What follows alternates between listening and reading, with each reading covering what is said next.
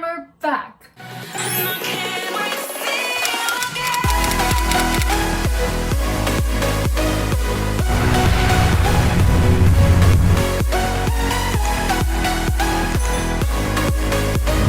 everyone, it's Liz and I am back with another video. It's my second video. I'm excited. Do not mind my fridge. It has a lot of my faces on it. I don't know why my parents put all my milestones on my fridge. That's my sister's photo. This is me, and the rest of them are me. So yeah, you guys don't need to see that. I was pretty horrific. Anyways, I'm in a different place right now. I am in my kitchen because I am going to cook while I do a story time, and I'm ready for it. I am going to be cooking something kind of healthy, I think. I am just trying to be healthy. So it is currently 1 something and I am starving. I am going to be cooking, I think, bacon. I'm also cooking egg. I hope it's as healthy as I can make it. If you know me, I love my McDonald's, but since we're in quarantine, I haven't ate McDonald's or Burger King in a long time, and I love my chicken nuggets. I want them right now, but I can't because I am trying to get my body back in shape, if not better. Anyways, enough of my rant. If you do not know me, I was a very sickly teenager back in 2018. How sickly? You will find out. I have my bacon strips here. I have cheese. I don't know what else to... My egg! My eggs! My eggs! These came all the way from Ottawa, and I think they came from a farm. So I think that is nutritious. I don't know, I think that's just my theory, but don't come for me if I'm wrong, please. Anyways, maybe I should roast carrots as well. Carrots are really good for you. Ooh, sweet potatoes. Roasting sweet potatoes are really good for you. For the longest time, I thought sweet potatoes were orange looking. So I was like arguing with my mom for like a very long time. And she said, sweet potatoes can be other colors too. And I'm like, what? What? I just had a really dumb moment right there. Like, I didn't know that sweet potatoes could be any other color. So yeah, anyways, let's go on to the cooking and story time. So back in 2018, I was a camp counselor during the summer. For this type of summer camp job, I was camp counseling at my church. After camp was done at church, we started working for another summer camp, and it's really famous. The one at church was at one location, the other summer camp was at another location, pretty far. A lot of things went wrong on the first day of this summer camp job because I actually woke up early to get ready. My dad or mom dropped me off at an intersection so I could just take one bus to another intersection and take another bus up south to the summer camp. So since I did not know the exact place, my bus ended up being delayed. It was rush hour. So many people were on the bus, and it was not even an express bus. So it was pretty bad. So I got to the main intersection to transfer onto another bus. So I was waiting for the bus to go south. I was just on time. The summer camp just started, and it said on Google Maps that it would take about 3 minutes to get to the actual place from the intersection that I got off at. So I ended up taking that bus, and I'm gonna be a couple minutes late, and I was not paying attention. So the bus actually did not stop at the place that I was supposed to get off at. And the sad part is, it went past the bus stop and it took 15 minutes to get to the next stop, and I could not take another bus back. The app said that the other bus is gonna take 47 minutes. So after I got off at the next stop, I started running back. I could not run for my life because it's been a long time since I've been running. So I started crying and everything. I started freaking out, and I was like, oh my gosh, what am I gonna do? So once I got there, I thought I was gonna be a camp counselor, but I ended up not being a camp counselor because I did not get there on time. So they put me on, I'm supposed to be cooking. They put me on camp cashier. They have a whole camp store. Since I had like a whole free day until lunch, they also put me as a part of administration, doing office work and everything, making sure that the camp counselors are okay and they don't need help. And if they do need help, then I will be with them. I will help be an extra camp counselor, if you know what I mean. I actually love my position because it wasn't a lot of work to do. So everything was fine, everything was amazing. Like, I loved this part of my job. I was like, wow, this is so much better than being a whole camp counselor. To me, I loved office work. I loved just sitting on a desk helping people who are in the administration team. I loved it. So yeah, it was great to work at a summer camp and actually not be a camp counselor for once. So I had like the best of both worlds. I was working there for a week. So fast forwarding to the last few days of summer camp. Not only did I get sick, but I also sprained my ankle or twisted it. It was horrible. I'm actually known for someone who gets hurt easily. Like, I remember during training week for this summer camp, I sprained my finger. And that was not fun at all because training was actually not in Toronto. It was in a total different place. We were staying there for about 2 weeks and I ended up having a sprained finger. But during the actual camp, I ended up getting a sprained ankle, but it wasn't at the actual place. I didn't sprain my ankle then. I ended up spraining my ankle at home where I tripped over a bunch of boxes.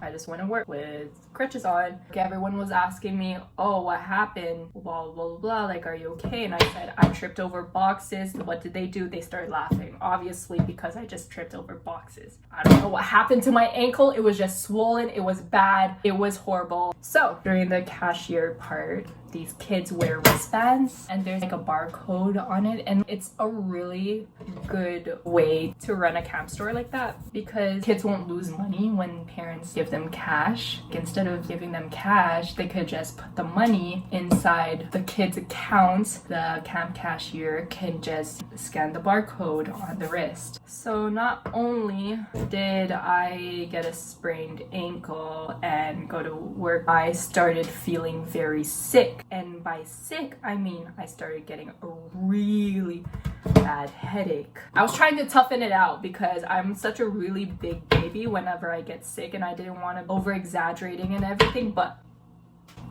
sis, it was horrible. That headache, never felt anything like that before.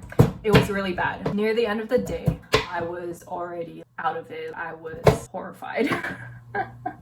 I was done. I stopped what I was doing and I was just laying my head on the desk, trying to sleep. I was just not having it. So that was the second last day. So thank God the day ended. I was happy to get out of there, but I was also going back to church because there was a whole jam night. If you guys don't know, or as I said for my first video, I play the piano. So anything that has to do with worship, I want to go and I want to join. I was hobbling along with my crutches with my friend to the bus stop and I started crying because it wasn't the pain from my foot, it wasn't the pain from my head, but I felt so weak that I couldn't walk anymore. And before we got to the bus stop, I think it was the director of the camp and 2 other people who we worked with at the camp was in a car and passed by us and stopped, and they seen me cry and everything and they asked to we needed a ride.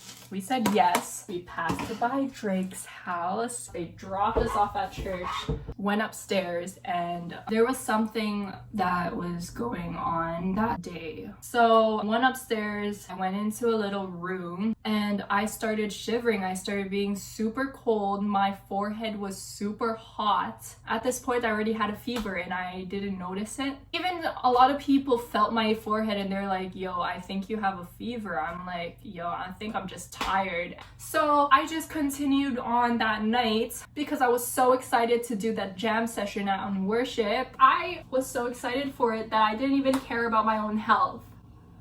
I don't know why. I was sick. I played the piano, I enjoyed it, but I had a really bad fever that night. I didn't notice it. I got home and I was home alone. The people who dropped me off at home, they were worried because they thought I was gonna pass out. That's how bad my sickness was. I was fine. I thought I was fine, but they definitely didn't think I was fine. Like, wanted to bring me to the hospital. They wanted to wait for my parents until they come home, but I just kept insisting, no, I'm fine, I'm fine, I'm fine. Next thing you know, they ended up leaving. Got to my room, no one was home, everything was pitch black. I called my mom and then I started screaming on the phone. I started crying. Once they got home and my mom woke me up, I think I woke up naturally. I started crying because I was in so much pain. I had a really high fever. I was shivering so hard that I couldn't even talk. Not only that, I started to roll my eyes back. Once I took my temperature was so high, like 39.9. I had a really bad history where if my temperature goes to 40, I will start having a seizure. Thank God my temperature did not go to 40. I was crying. I never felt no fever so bad in my life, and I get a fever at least once a year, and that's from the flu. My dad wanted to bring me to the hospital, but I think I said no. Thought that I was having the flu. I could not handle it. I thought I was dying. My brother, who is actually a nurse, he even checked my temperature too. It was pretty bad. It was still at 39. So the next day came, which I went to the doctors. I started feeling better. I had no fever anymore. I just had a really bad headache. I was wondering if I should go to work or not, and if I would go to work, I would go late. So my mom was pretty worried, so she brought me to my pediatrician at the time. Yes, I had a pediatrician. I was just hobbling my way to the doctors at this point. He checked me. He said, I'm fine. It was probably just a bug that was flying around for that night that gave you a fever, blah, blah, blah, blah, blah. I'm like, okay, cool, sounds great. Can I go to work? And he's like, yeah, if you feel good, go to work. I zoomed straight to work because it was the last day. So day went on pretty okay. This time I ended up taking the bus to church. There were 2 jam sessions. I love playing piano, especially worshiping the Lord and serving.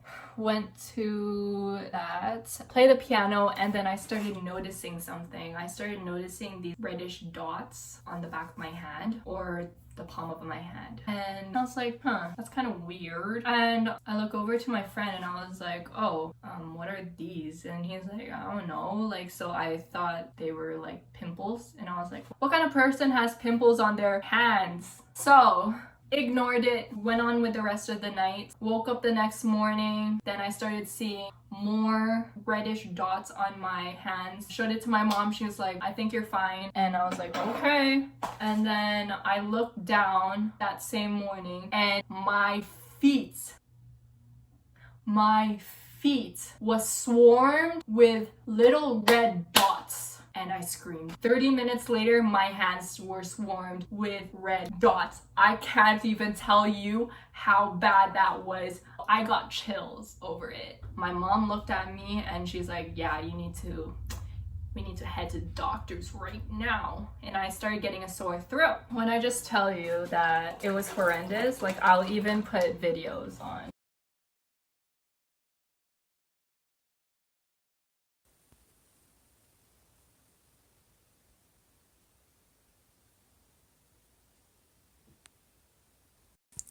So here are my hands now. Don't touch it. Don't touch it. Don't touch it.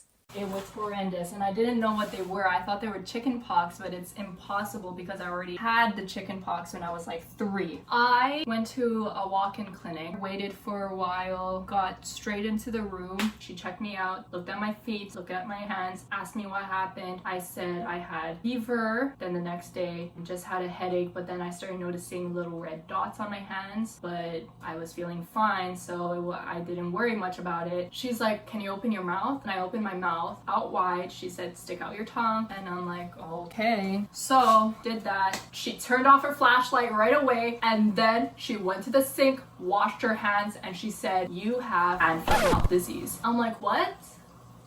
Hand foot mouth disease? What's that? And she's let me just tell you what hand foot mouth disease is, also known as HFMD. So according to Mayo Clinic, it is a mild contagious viral infection common in young children and is characterized by sores in the mouth and rash on the hands and feet. I was also told by the doctor that there's no medication for it. The only thing I can do is gargle salt water. So the little red dots on my hands, they were more so rashes and blisters because it hurts a lot, and they usually get it on their hands, feet, sometimes legs, inside your mouth as well. So I had some buttons, they're called like blisters, in my throat. It says it tends to spread easily in the summer and fall. So the transmission can be from mucus from nose or lungs. It can spread through coughing, sneezing, hugging, sharing utensils, and touching surfaces with the virus on them. And that's when I realized, oh my goodness, I got this disease from the second summer camp because I was that camp cashier. I was touching every little kid's wrist to scan the barcode on their wristband. It was bad. Don't get me wrong, I washed my hands and everything, but sometimes, some days, kids would not wash their hands. It's normal for a kid to not wash their hand before lunch, even though it's necessary, especially during camp. I just got it. I just got hand, foot, mouth disease, and it went on for a month. More than a month, actually. The doctor told me it was so contagious. I got so upset because I wanted to spend my last few weeks of summer hanging out, going out, but I didn't. My mom and my whole family pushed me in my room to quarantine myself on bed rest for a whole 2 weeks plus. On the first day, after I realized that I have hand, foot, mouth disease, my sister came in practically a hazmat suit. She had her hoodie on. She started spraying every doorknob with cleaning solution, bleach, I don't know. She came in the room, like whenever she would give me food, she would come in the room with gloves. I was told to always wear gloves and socks. Mask, came in a whole mask. It was a whole foreshadow of what we're going through right now. I'm used to being quarantined, actually, even though I'm struggling. Like, I'm used to it because it happened to me for a whole month. All because a kid or kids got sick from hand, foot, mouth disease and transferred it to me. I'm upset. And now I'm a whole laughing stock because in the Philippines, my mom explained to my family that I have hand, foot, mouth disease. They're like, HFMD?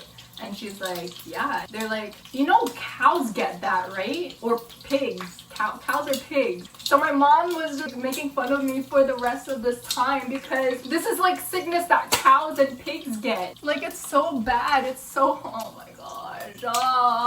Like, even my friends didn't want to hug me because they thought that I was going to give it to them. The first place that I went after I felt better was to go to church. So I had to wait until my sore throat's done, and I think I waited like 2 weeks after I didn't have a sore throat. I was a laughing stock. I was scheduled to play the piano for that night too. I went to the doctor's, then the doctor like said, oh, what can I do for you? And I said, remember that time that I went to you and I told you I had a really high fever and a headache? And he's like, yeah. And I said, so the next day I started having blisters on my hands and feet and inside my mouth. Well, I had foot and mouth disease. And I showed him my hands, and he's like, yep, that's the right term for it. And I said, yes. And he said it was very hard to tell when you came in that time. Anyways, I was like, I just want to know if I'm still contagious because I'm going to church today. So he checked my mouth and he's like, well,